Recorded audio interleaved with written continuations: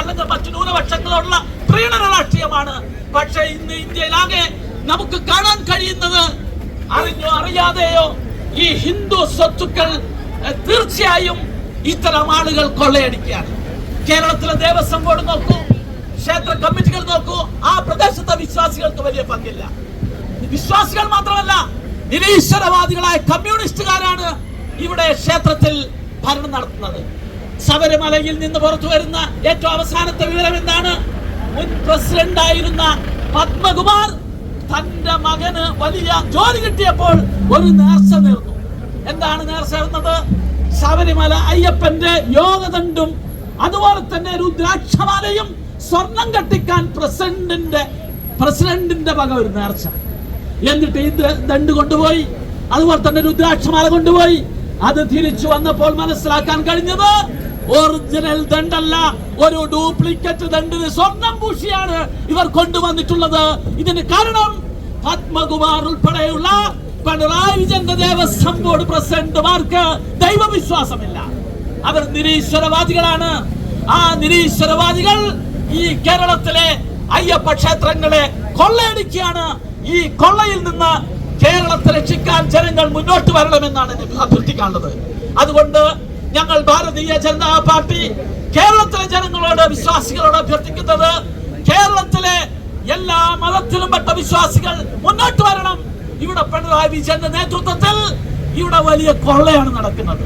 അതുകൊണ്ട് ഇന്ന് കേരളത്തിൽ ഈ പ്രശ്നം ശക്തമായി ഏറ്റെടുത്ത് ഈ സമരം ഇന്ന് കേരളത്തിലെ എല്ലാ കളക്ടറേറ്റുകളിലും ഇന്ന് ഇതുപോലെ പ്രതിഷേധാഗ്നി ജ്വലിക്കുകയാണ്. ഇതിൽ നിന്ന് നമ്മൾ മനസ്സിലാക്കേണ്ടത്, ഈ വിഷയത്തിൽ, ഈ പൊള്ളുന്ന വിഷയത്തിൽ യഥാർത്ഥ പ്രതിപക്ഷം UDF അല്ല, യഥാർത്ഥ പ്രതിപക്ഷം രാജീവ് ചന്ദ്രശേഖരന്റെ നേതൃത്വത്തിലുള്ള BJP ആണ് എന്ന് ഈ സമരത്തിൽ ഇത് കേരള രാഷ്ട്രീയത്തിൽ വലിയ മാറ്റങ്ങൾ ഉണ്ടാക്കുമെന്നുള്ള കാര്യത്തിൽ യാതൊരു സംശയമില്ല.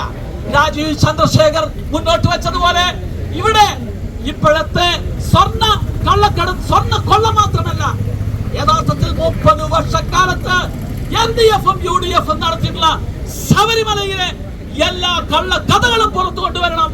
അതിന് ഇവിടെ കോടതി നിശ്ചയിച്ച ഒരു കമ്മീഷനെ, അന്വേഷണ കമ്മീഷനെ ബഹുമാനിച്ചുകൊണ്ട് തന്നെ പറയട്ടെ, ആ കമ്മീഷൻ കൊണ്ട് മാത്രം ഈ ഇന്ത്യയിലെ പല സംസ്ഥാനങ്ങളുമായി ബന്ധപ്പെട്ട കൊള്ളയാണ് നടന്നിട്ടുള്ളത്. ആ കൊള്ള കണ്ടുപിടിക്കാൻ ദേശീയ ഏജൻസികൾ മുന്നോട്ട് വരണം എന്നാണ് ഈ സമരത്തിൽ ഞങ്ങൾ അഭ്യർത്ഥിക്കുന്നത്. അതുകൊണ്ട് പ്രിയപ്പെട്ടവരെ, ഇന്ന് പോലീസിന്റെ ശക്തമായ അതിക്രമങ്ങൾ അതിജീവിച്ചുകൊണ്ട് ഈ വിശ്വാസികളുടെ കേരളത്തിന്റെ ക്ഷേത്ര സ്വത്തുക്കൾ സംരക്ഷിക്കാനുള്ള ഈ മഹാപോരാട്ടത്തിൽ പങ്കെടുത്ത പാർട്ടി സമരഭടന്മാരെ അഭിനന്ദിച്ചുകൊണ്ട് ഈ ധീരമായ പോരാട്ടം, ഈ കളക്ടറേറ്റ് മാർച്ച് ഔപചാരികമായി ഉദ്ഘാടനം ചെയ്തതായി പ്രഖ്യാപിച്ചുകൊണ്ട് എന്റെ വാക്കുകൾ അവസാനിപ്പിക്കുന്നു. നന്ദി, നമസ്കാരം.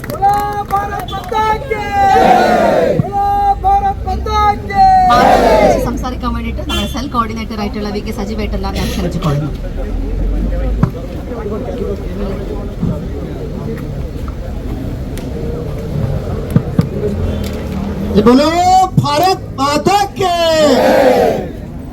നമ്മുടെ ഈ പരിപാടിക്ക് അധ്യക്ഷം വഹിക്കുന്ന പാർട്ടിയുടെ ജില്ലാ അധ്യക്ഷ ശ്രീമതി ML അശ്വിനി, ഉദ്ഘാടനം ചെയ്ത നമ്മുടെ ബഹുമാന്യനായ ദേശീയ ഉപാധ്യക്ഷൻ ശ്രീ AP അബ്ദുള്ളക്കുട്ടി,